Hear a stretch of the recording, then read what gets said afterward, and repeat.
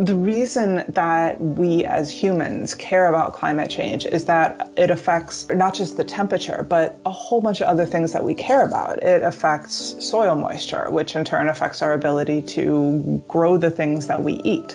It affects cloud cover. It affects rainfall patterns. It increases drought risk in some regions and decreases it in other regions. Understanding our changing climate on a planet with incredibly complex and interconnected systems is a massive scientific undertaking. And climate scientists like Kate Marvel are using the data collected by satellites from around the world to improve the power of climate models.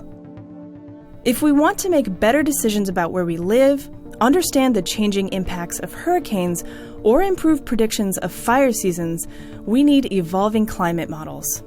We don't have any observations from the year 2050, from the year 2100, but we can use our best knowledge of physics and chemistry and how the Earth system works in order to look at the impact of different emissions trajectories, different policy scenarios.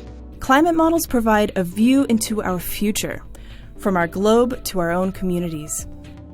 As models advance, as they're tasked with predicting the nature of the weather and the clouds over smaller and smaller scales, they're being asked tougher questions like, well, what kind of clouds are happening over those small scales and how often? And how heavily are they raining?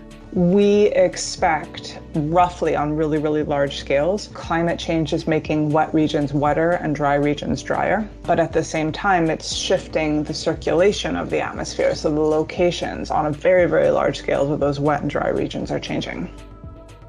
Climate models are composed of lots of different calculations on the different behaviors of our atmosphere, our land, and our oceans. To accurately represent the natural world, they need massive amounts of satellite data over decades from NASA's Earth observation fleet and its partners around the world. Satellites like the Global Precipitation Measurement Mission provide valuable rainfall data on daily to seasonal timescales for the past 20 years. And it's that information, along with a suite of other data, that go into climate model development.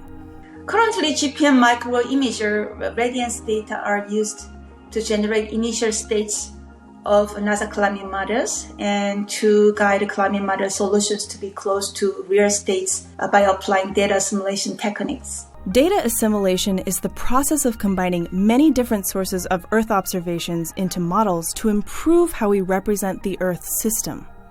Assimilating GPM microwave imager data improved intensity and locations of storms and precipitation calculated by the climate models.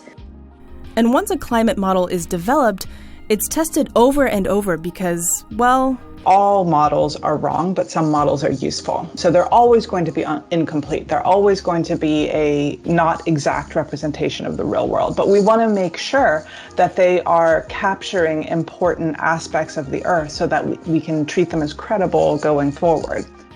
Typically what happens is when you modify one part of the climate model, other parts accidentally change. It's kind of like the whack-a-mole game. By hitting it down, we're improving it, we're killing the error, we're decreasing the problem existing in the model, but another area pops up.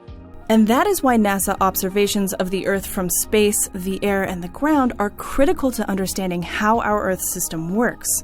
Observations help improve the modeling for our future here on Earth with new capabilities to expand our knowledge. NASA is launching satellites and coordinating missions like GPM, giving us that long-term, really accurate satellite record of what's been going on, not just of the temperature rising, but of various aspects of the climate changing. So precipitation and cloud cover and soil moisture and a whole bunch of different climate variables that people care about. Continuing key observations of the Earth is really important to see how our atmosphere, land, and oceans are changing over time. A long-term record combined with cutting-edge observations from the new NASA Earth System Observatory will continue to push boundaries to better understand our ever-changing Earth.